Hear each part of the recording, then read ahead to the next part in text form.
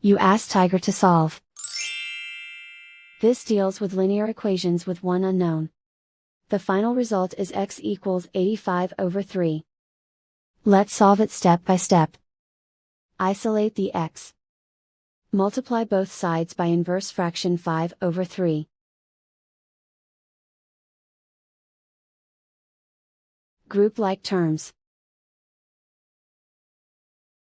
Multiply the coefficients.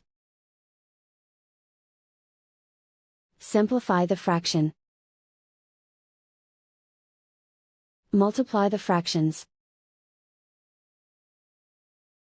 Simplify the arithmetic. And so the final result is x equals 85/3.